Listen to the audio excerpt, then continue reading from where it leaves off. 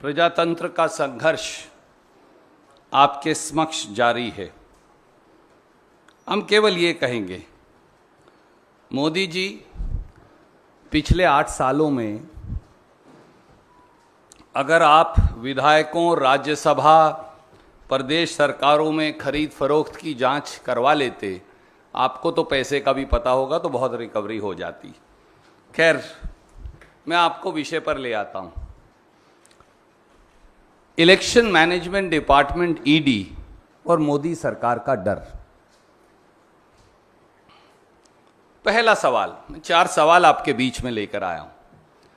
आखिर मोदी सरकार को, आखिर भाजपा के निशाने पर श्री राहुल गांधी और कांग्रेस क्यों है? दूसरा सवाल, क्या जनता के मुद्दे उठाने वाली मुखर आवाज को दबाने का षड्यंत्र है ईडी की कार्यवाही? ये सवाल हैं जो शायद टेलीविजन पूछ नहीं पा रहा। तीसरा सवाल, क्या श्री राहुल गांधी मोदी सरकार द्वारा चंद धन्ना सेठों के हित साधने में रोड़ा बने हैं? चौथा सवाल, भाजपा सरकार हजारों करोड़ रुपया विज्ञापन पर खर्च कर, 40-50 मंत्री लगाकर, सारे मीडिया पर दबाव डालकर, कल पूरा दिन आपको व्हाट्सएप यूनिवर्सिटी पर मैसेज भेज ये बताकर के ये चलाइए, ये चलाइए, ये चलाइए, केवल एक आवाज श्री राहुल गांधी पर ही इतनी हमलावर क्यों है? ये 4 सवाल हैं जिन्हें जानना देश को जरूरी है। आइए इन सवालों के जवाब जानें और समझें कि क्यों मोदी सरकार कांग्रेस की एकजुटता और श्री राहुल गांधी की बुलंद आवाज से डर गई है। पहला, जब चीन ने हमारे देश की सरजमी पर कब्जा किया, हमारे जवान शहीद हुए, तो प्रधानमंत्री जी ने कहा, सर्वदलीय बैठक में कहा, न कोई घुसा है और न कोई आया है। तब विपक्ष की एकमात्र आवाज श्री राहुल गांधी ने सरकार की इस झूठ को घेरा और देश की माटी के लिए, शहीद जवानों के लिए आवाज उठाई।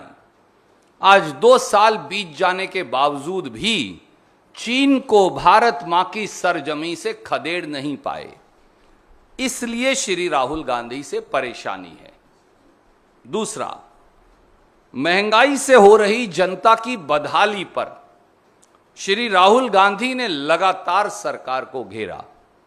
पेट्रोल डीजल के दामों पर, रसोई गैस पर के दामों पर, सीएनजी पीएनजी के दामों पर, बढ़ते खाने पीने की वस्तुओं के दामों पर उन्होंने लगातार देश के मध्यम वर्ग, देश के नौकरी पेशा लोग, देश के गरीब, देश के दलित, देश के पिछड़े, देश के आदिवासी की आवाज उठाई और सरकार को घेरा, जिसका जवाब सरकार के पास नहीं, इसलिए श्री राहुल गांधी से परेशानी है। तीसरा, डूबती अर्थव्यवस्था और गिरते रुपये को लेकर, एमएसएमई की बदहाली को लेकर, छिनती नौकरियों को लेकर, चौतरफा 45 साल की सबसे भयंकर बेरोजगारी को लेकर, युवाओं के गुस्से को लेकर श्री राहुल गांधी ने सवालों की झड़ी लगाकर मोदी सरकार को घेरा, इसलिए श्री राहुल गांधी से परेशानी है। चौथी बात, कोरोना में जब मोदी जी ने अपनी जिम्मेवारी से मुंह मोड़ लिया, उस समय श्री राहुल गांधी ने समय रहते न केवल सरकार को चेताया, बल्कि सरकार को देर से ही सही कार्यवाही के लिए, मदद के लिए मजबूर किया। जब सरकार कोरोना के टीके से हजारों करोड़ का मुनाफा प्राइवेट कंपनियों को कमवा रही थी, तो श्री राहुल गांधी ने सरकार को बाध्य किया कि टीकाकरण मुफ्त हो, जो करने पर वो मजबूर हुए।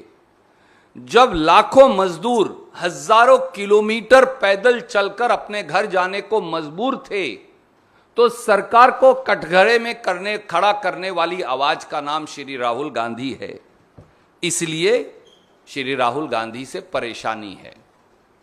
जब लाखों किसान न्याय की गुहार के लिए राजधानी दिल्ली के बाहर 8 महीने बैठे रहे।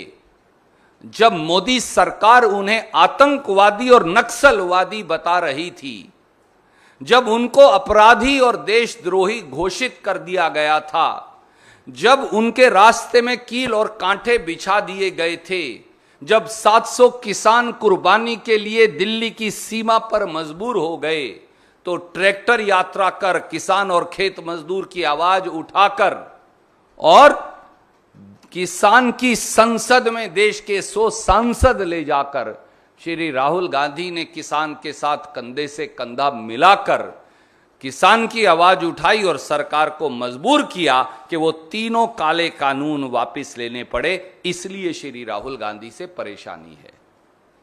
देश में नफरत के माहौल के खिलाफ, भाईचारे व अनेकता में एकता के विचार के लिए एकमात्र आवाज जिसने सरकार की आंख में आंख डालकर कहा कि धर्मांधता और एक विषैले बंटवारे से ये देश और नफरत से इस देश का भला नहीं हो सकता, वह श्री राहुल गांधी हैं। उनको कटघरे में खड़ा कर दिया और बाद में फिर उन्होंने खिसियानी बिल्ली खंबा नोचे 2 प्रवक्ताओं को निकालकर माफी मांगनी पड़ी। इसलिए श्री राहुल गांधी से परेशानी है। प्रधानमंत्री जी, कभी आप एक प्राइवेट कंपनी के नुमाइंदे बनकर राफेल का ठेका फ्रांस में दिलवाते हैं और कभी एक प्राइवेट कंपनी का नुमाइंदा बनकर श्रीलंका में प्राइवेट कंपनी को बिजली का ठेका दिलवाने की सिफारिश करते हैं। श्री राहुल गांधी ने मुट्ठी भर उद्योगपतियों के नुमाइंदे बने प्रधानमंत्री से सवाल कर उनको कटघरे में खड़ा कर दिया। इसलिए श्री राहुल गांधी से परेशानी है। दोस्तों, क्रोनोलॉजी समझिए, देशवासियों क्रोनोलॉजी समझिए। मोदी सरकार ने बौखलाकर इलेक्शन मैनेजमेंट डिपार्टमेंट यानी ईडी के पीछे छिपकर आपकी सत्यनिष्ठा की आवाज पर हमला बोला है। यह हमला विपक्ष की उस निर्भीक आवाज पर है जो जनता के सवालों को दृढ़ता से सरकार के समक्ष रखते हैं और सरकार से जवाबदेही मांगते हैं, जो जनता के मुद्दों को भयमुक्त तरीके से निडरता से उठाते हैं। भाजपाई सत्ता की एजेंसियों के डर से कितने ही लोगों ने समझौता कर लिया, भाजपा में माफीनामा देकर शामिल हो गए, दूध के धुले बन गए। कितनों ने घुटने टेक दिए, कितनों ने अपनी आत्मा बेच दी। लेकिन श्री राहुल गांधी वो व्यक्ति हैं जिन्होंने सरकार की आंख में आंख डालकर जनता से सवाल उठाए। इसलिए उनसे परेशानी है। साथियों, दोस्तों, देशवासियों, ये हमला उसी निर्भीक आवाज पर है जो आपकी आवाज है। ये हमला जनता के मुद्दों पर है, कांग्रेस या श्री राहुल गांधी पर नहीं। ये हमला बेरोजगारों पर है, ये हमला गरीबों पर है, ये हमला मध्यम वर्ग पर है, ये हमला नौकरी पेशा लोगों पर है, ये हमला महिलाओं, युवाओं, दलितों, पिछड़ों, आदिवासियों पर है। ये हमला देश के संविधान से जुड़े मुद्दों पर सवाल पूछने पर है। इसलिए हम फिर कहते हैं, हम ना डरेंगे, ना झुकेंगे, ना दबेंगे। राहुल गांधी और कांग्रेस देश के लिए लड़ेंगे। कोई प्रश्न आप पूछना चाहें तो एक एक करके आपका स्वागत है।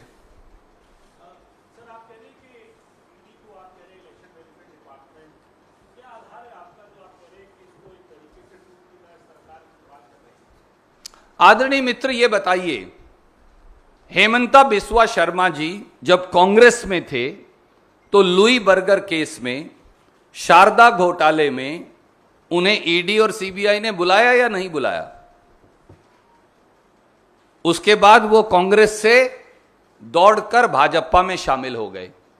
आज भाजपा के मुख्यमंत्री हैं। तो कहां गया शारदा घोटाला और कहां गया लुई बर्गर केस और कहां गए ईडी के संबंध और कहां है सीबीआई? कर्नाटक के मुख्यमंत्री, पूर्व मुख्यमंत्री माननीय येदियुरप्पा साहब, उन पर ईडी का केस दर्ज है या नहीं दर्ज है? उनको ईडी के समन और बेटे को आए हैं या नहीं आए हैं, परंतु 8 साल बीत गए, कहां गया ईडी का केस? नारायण राणे जी जब कांग्रेस में थे तो उन पर रेड हुई, ईडी और इनकम टैक्स के मुकदमे दर्ज हुए, फिर नारायण राणे जी बीजेपी में शामिल हो गए। अब वो पाक साफ है, ना ईडी का केस रहा ना सीबीआई का मुकदमा रहा। सोमेन मित्रा जी, याद करिए, सोमेन मित्रा जी कांग्रेस में भी थे और टीएमसी में भी थे, तब उन पर मुकदमा था, ईडी की पेशियां लगती थी। अब वो बीजेपी में जब शामिल हो गए तो सब कुछ खत्म हो गया। रमन सिंह जी, क्या उनके ऊपर और उनके शायद बेटे पर कोई ईडी का केस है या नहीं है? तो क्या हुआ 8 साल में उस मुकदमे का, जो पूर्व मुख्यमंत्री हैं? कर्नाटक में जो 40% कमीशन खाते पकड़े गए सारे मंत्रीगण, उन पर ईडी का केस क्यों नहीं हुआ? मुकुल रॉय जी, जब तक वो एक दूसरी पार्टी में थे उन पर ईडी का केस था, फिर वो बीजेपी में चले गए, ईडी का केस ठीक हो गया। शुभेंदु अधिकारी जी, उन पर बहुत सारी कार्यवाही हुई, जैसे ही वो बीजेपी में चले गए वो सब ठीक हो गया। एक लंबी लिस्ट है सैकड़ों लोगों की, बीजेपी में भर्ती हो जाओ, दूध से धुले हो जाओ, सारे मुकदमे बंद। तो मुझे बताइए, अगर देश में जो आजादी का, स्वतंत्रता संग्राम का समाचार पत्र नेशनल हेराल्ड है, उसके कर्मचारियों की तनख्वाह देना, पत्रकारों की तनख्वाह देना, उसका बिजली के बिल का भुगतान करना, उसके हाउस टैक्स का भुगतान करना, उसके बिल्डिंग चार्जेस का भुगतान करना, अगर 10 साल में 90 करोड़ रुपए देकर कांग्रेस पार्टी ने यह किया तो ये क्या अपराध है, देशवासी बताएं। फिर तो हर पत्रकार दोषी है और हर अखबार और टेलीविजन का मालिक दोषी है, हर बिजली के बिल का भुगतान करने वाला दोषी है, हर हाउस टैक्स देने वाला दोषी है। 140 करोड़ देशवासियों को ईडी में बुला लीजिए। और एक आखिरी बात और इसमें जोड़ना चाहूंगा साथियों, एक आंकड़ा बड़ा महत्वपूर्ण है। ये जो भारतीय जनता पार्टी का इलेक्शन मैनेजमेंट डिपार्टमेंट है ना, इसके पास 5422 मुकदमे हैं। 5422 मुकदमे इन्होंने दर्ज कर रखे हैं। और कमाल यह है कि उनमें से 98% मुकदमे यानी 5310 मुकदमे मोदी जी ने दर्ज किए पिछले 8 साल में। क्या यह नहीं दर्शाता कि ईडी अब इलेक्शन मैनेजमेंट डिपार्टमेंट बन गया है? 5422 कुल मुकदमे हैं, 5422. Out of this, 5310 cases have been registered during Modi government. That is 98%. Does it not show that ED has now become election management department? Ashish ji.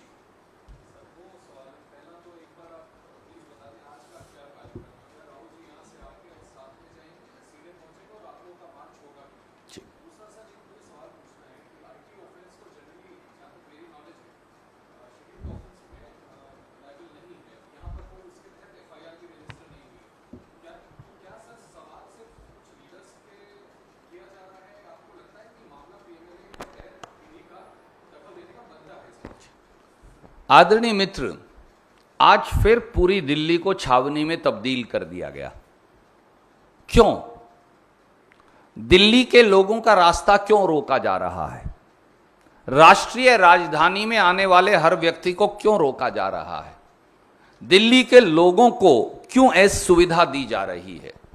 Delhi के लोग कतारों में क्यों खड़े हैं? क्या हमसे इस देश की सुरक्षा को खतरा है? क्या अगर कांग्रेस के नेता का, कांग्रेस कार्य समिति के सदस्य, देश की संसद के सदस्यगण, कांग्रेस के पदाधिकारी, पूर्व केंद्रीय मंत्रीगण, कांग्रेस के साधारण कार्यकर्ता अगर पैदल चलकर 1 किलोमीटर चले जाएंगे तो दिल्ली को क्या, दिल्ली की मोदी सरकार का सिंहासन क्यों डगमगा रहा है? दिल्ली को छावनी में तब्दील कर भाजपा ने यह साबित कर दिया कि वो एक कायर सरकार है, वो एक डरपोक सरकार है। जिस प्रकार से जानलेवा हमला बोला गया भारतीय राष्ट्रीय कांग्रेस के संगठन महासचिव श्री केसी वेणुगोपाल पर कल, दिल्ली के प्रभारी श्री शक्ति सिंह गोहिल को जो गुजरात से आते हैं और सांसद हैं, टारगेट बनाकर उन्हें मारा गया, टारगेट बनाकर उन्हें चोट पहुंचाई गई। देश के गृह मंत्री, पूर्व वित्त मंत्री श्री पी चिदंबरम की पसली तोड़ दी गई, उन्हें धक्के मारकर उनका चश्मा तक जमीन पर गिरा दिया गया। उत्तर प्रदेश में 10 साल तक विपक्ष के नेता सांसद श्री प्रमोद तिवारी को धक्के मारकर पुलिस द्वारा सड़क पर फेंका गया, पसलियां तोड़ दी गई। जिस प्रकार से कांग्रेस के कार्यकर्ताओं को बेरहमी से पीटा गया, जिस प्रकार से दिल्ली के हर थाने में लगभग 20,000 कांग्रेस कार्यकर्ताओं को, नेताओं को 12 घंटे तक नाजायज रोक कर रखा गया। हम सब लोगों को भी रात के 12:15 बजे रिहा किया गया। इस देश में प्रजातंत्र है या मोदी जी की बेलगाम तानाशाही, इसका जवाब उन्हें देना पड़ेगा। और एक बात जान ले डरपोक कायर मोदी सरकार, हम गांधी के उत्तराधिकारी हैं, हम फिर पैदल चलकर जाएंगे। हमारा सत्याग्रह, हमारा सत्य की खोज का ये आंदोलन, हमारा उन लोगों को जो लोगों की आवाज दबाना चाहते हैं उनको बेनकाब करने का ये पूरा आंदोलन ये रुकेगा नहीं, हम फिर जाएंगे। और मैं एक बात और जोड़ना चाहूंगा, I'll answer his second question, then I'll come to you.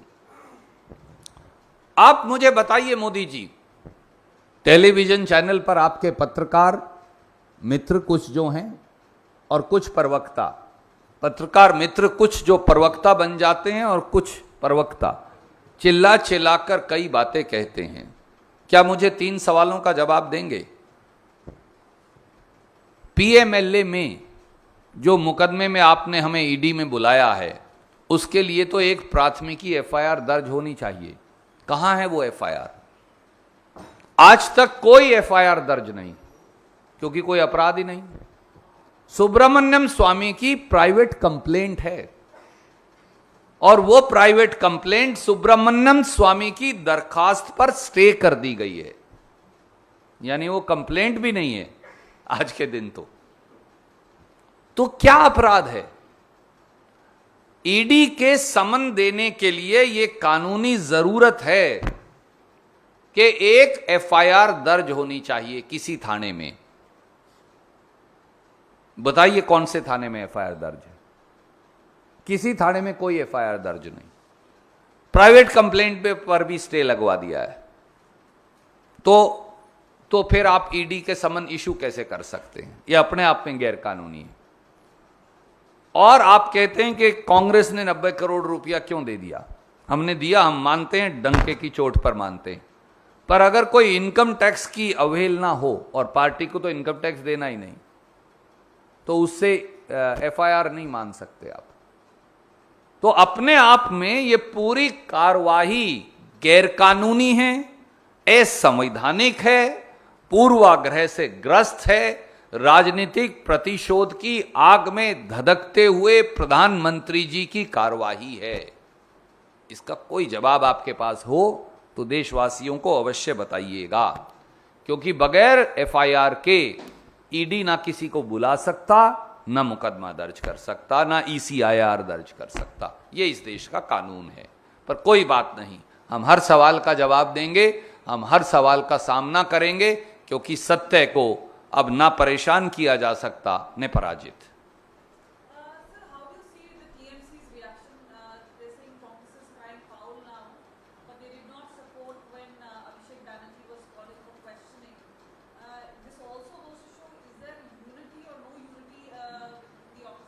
I haven't seen their reaction, so I will not like to comment upon it. And I will like to concentrate on the facts in hand.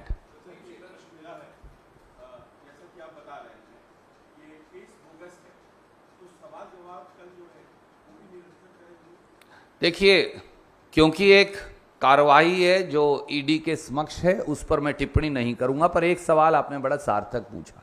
मुझे ये बताइए, कोई व्यक्ति आपसे सवाल अंदर पूछ रहा है, बाहर टेलीविजन चैनल पर कैसे चलाए जा रहे हैं?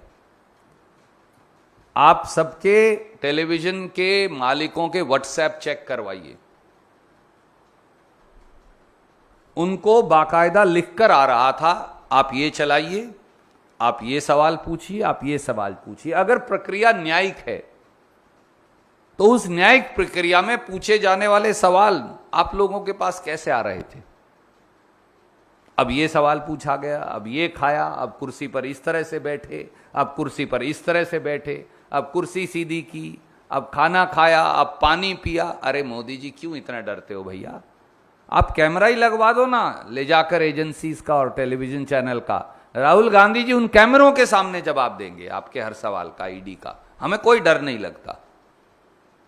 परंतु चोर दरवाजे से टेलीविजन चैनलों को सवाल भेजकर कुछ भी उल जलूल आप चलवा रहे हैं। नहीं तो मुझे बताइए ना, आपको कौन बता रहा है? आप सबके व्हाट्सएप चेक करवाइए एडिटर्स के। बाकायदा प्रधानमंत्री जी के कार्यालय से एक स्पेशल ग्रुप है, वहां से लिख कर आता, अब ये चलाइए, अब ये सवाल पूछा गया, अब ये पूछा गया, अब ये खबर चलाइए। क्या इस देश का मीडिया को इतना पंगु और दबाव डालकर इतना बना लिया गया है? मुझे मालूम है कि 5 तो टेलीविजन चैनल पर ईडी के मुकदमे दर्ज कर रखे हैं, 5 अलग अलग, और कई मालिकों पर उनके ईडी के मुकदमे दर्ज कर रखे हैं। कई मालिकों को नोटिस दे रखा है ईडी का, आप सब जानते हैं। तो ईडी टेलीविजन के अखबार के मालिक को ईडी का नोटिस दो, फिर व्हाट्सएप यूनिवर्सिटी से कुछ भी चलवाओ। मुझे लगता है ये देश के प्रजातंत्र के लिए घातक है। और आज मैं इस मंच से चुनौती देता हूं प्रधानमंत्री जी को, आप सारे टेलीविजन कैमरा ईडी के उस दफ्तर के इंटेरोगेशन रूम में लगा दीजिए, राहुल गांधी हर सवाल का जवाब देंगे।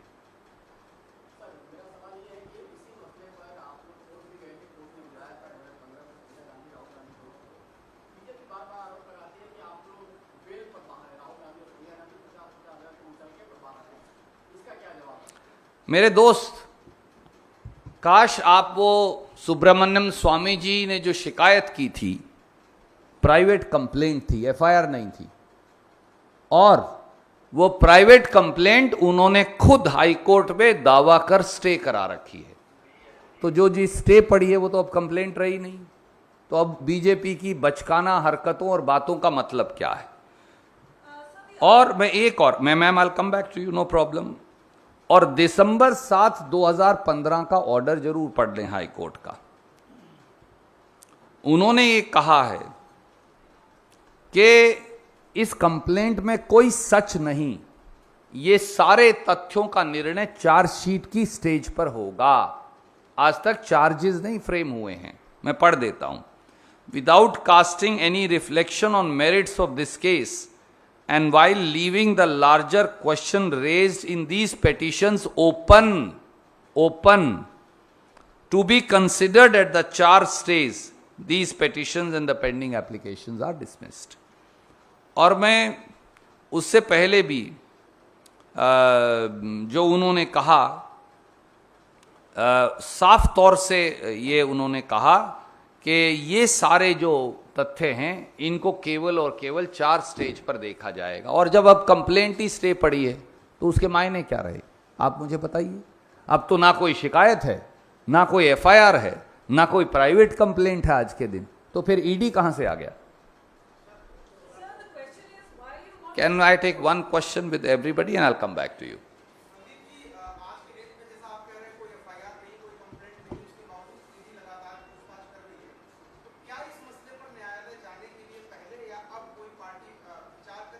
क्यों जाएं हम आदरणीय मित्र?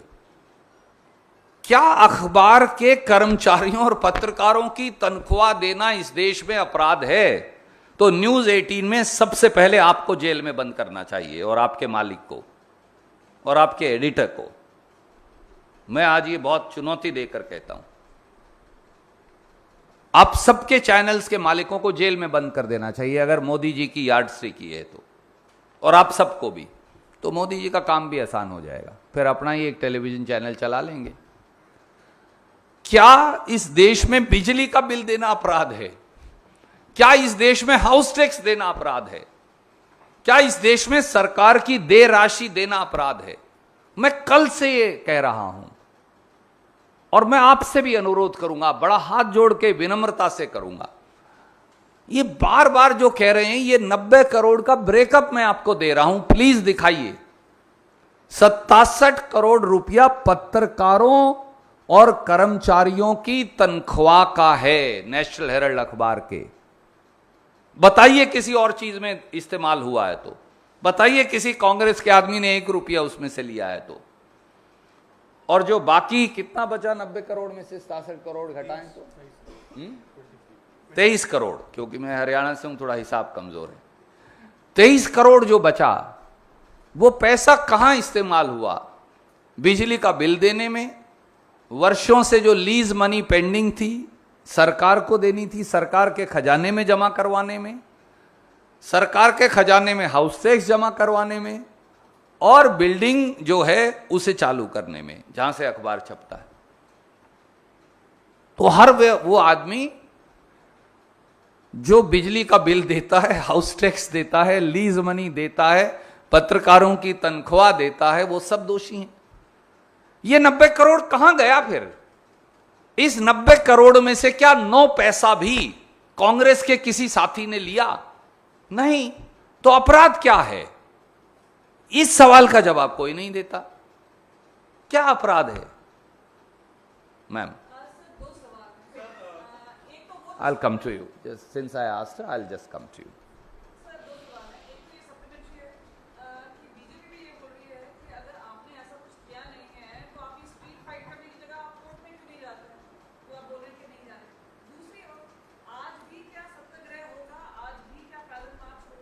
जी बिल्कुल, सत्याग्रह भी होगा और पैदल मार्च भी होगा। पर जब जब मोदी डरते हैं, पुलिस को आगे करते हैं। आपको भी कितनी है सुविधा हुई, हमें भी 1-1 किलोमीटर पैदल चलकर आना पड़ा। उन्होंने तो गुजरात भवन को भी पुलिस की छावनी में तब्दील कर दिया है, जो बापू का घर है। तो इसलिए मैं आपसे पूछता हूं, क्यों पैदल चलकर जाना इस देश में अपराध कैसे है? किसी दफ्तर तक शांतिप्रिय तरीके से विरोध दर्ज करवाना अपराध कैसे है? 12-12 घंटे आप 20,000 कार्यकर्ताओं को जेल में कैसे बंद कर सकते हैं?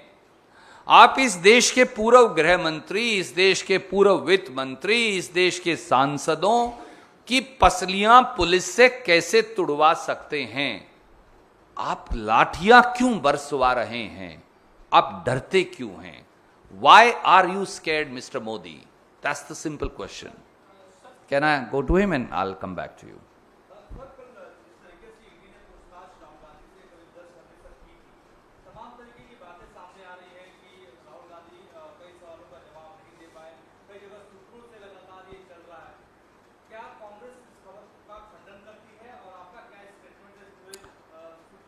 आदरणीय मित्र, मुझे लगता है मैंने अभी इसका जवाब दिया, पर मैं फिर दोहराता हूं। ये एक न्यायिक प्रक्रिया है और हम कभी न्यायिक प्रक्रिया पर टिप्पणी नहीं करते, पर मैं ये पूछूंगा, अगर ये न्यायिक प्रक्रिया है तो आपको व्हाट्सएप यूनिवर्सिटी पर व्हाट्सएप के माध्यम से मोदी सरकार इतनी भयभीत क्यों है? हम तो सवालों से भयभीत है नहीं। मैं आज न्यूज नेशन के माध्यम से कहता हूं मोदी जी को कि आप ये सारे कैमरा जो हैं उस कमरे में लगवा दीजिए जहां राहुल गांधी जी, कमरे में लगवा दीजिए जहां राहुल गांधी जी से सवाल पूछे जा रहे हैं। हम उनके सामने देंगे ना जवाब, हमें कोई एतराज नहीं। पर आप चोर दरवाजे से किसी किसी को कोई उल जलूल सवाल भेज देते हैं, किसी को कुछ भेज देते हैं, किसी को बोलते हैं अच्छा अब ये पूरा कमरा बनाओ। तो कई टेलीविजन कैमरों ने कमरा बनाया। ये कुर्सी जो है 90 डिग्री के एंगल पर रखी है, ये 75 डिग्री पर सवाल पूछा गया। पानी के 2 ग्लास हैं, एक आधा भरा है, एक पूरा फुल है, और उसके बाद 3 सवाल पूछने के बाद उन्होंने 2 घूंट पानी की पी। उसमें से एक आधी घूंट जो है उन्होंने पीकर पानी का ग्लास नीचे रख दिया। इस तरह की बचकाना और बेवकूफाना हरकतें क्यों कर रहे हैं? सीधे सीधे टेलीविजन का कैमरा लगाओ ना। I challenge you mister Modi, permit every television camera to be in the interrogation room of Shri Rahul Gandhi. We'll answer questions in front of the camera. But this is a judicial process, so that's why not commenting upon it. विपक्ष ने कल ये भी आरोप लगाया कि जिस तरीके से कांग्रेस के तमाम मुख्यमंत्री दिल्ली में रहे, सांसद दिल्ली में रहे, पदाधिकारी दिल्ली में रहे, तो ये सब चीजें करने की जरूरत क्या थी? अकेले राहुल गांधी ईडी दफ्तर जाते और सवालों के जवाब देते, ऐसा आरोप लगाया। बीजेपी के 50-50 मंत्री क्यों हमलावर हैं? उनके पेट में क्यों दर्द हुआ है? वो अपना काम क्यों नहीं करते? वो इतना समय, आप मुझे बताइए, आपने 20,000 लोग अरेस्ट किए, 20,000। पूरे देश के अंदर आपने लगभग 5 लाख लोगों ने गिरफ्तारियां दी, कांग्रेस के कार्यकर्ताओं ने। आपने उन सबको जेल में 12 घंटे तक रखा। आपने 20,000 के करीब पुलिस वाले आज भी लगा रखे हैं। 100 से ज्यादा आपने बैरियर लगा रखे हैं। क्यों सरकार का पैसा खराब कर रहे हैं? अपना काम करो भैया। हम तो सिर्फ पैदल चलकर एक कार्यालय के बाहर शांति प्रिय गांधीवादी तरीके से धरने पर बैठना चाहते हैं। 50 मंत्री अपने महकमे छोड़कर, अपना काम छोड़कर राहुल गांधी जी और कांग्रेस को गालियां देने पर लगे हैं। क्यों? आप देश का समय बर्बाद क्यों कर रहे हैं? You are the one who is accountable and responsible for this nonsense and farce, because you are a coward, that's why. जी वो बिल्कुल हर सवाल का जवाब देंगे। Ashish ji, last question.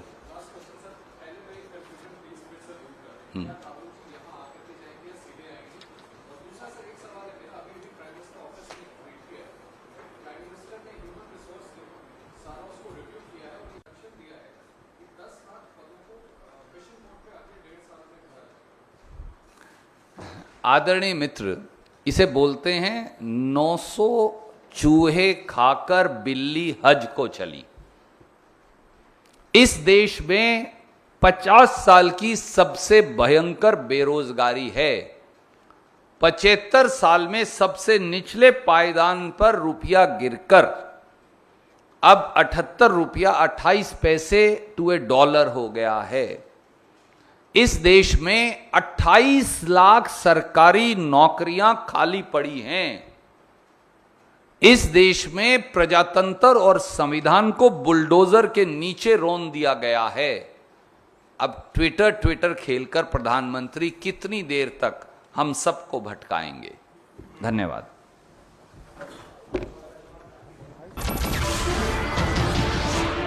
नमस्कार, मैं हूं मानक गुप्ता। अगर आपको हमारा ये वीडियो पसंद आया हो तो इसे लाइक और शेयर जरूर करें, और हां, हमें सब्सक्राइब और फॉलो करना ना भूलें ताकि आप देश और दुनिया की कोई खबर मिस ना करें। तो जुड़े रहिए हमारे साथ और देखते रहिए न्यूज़ 24।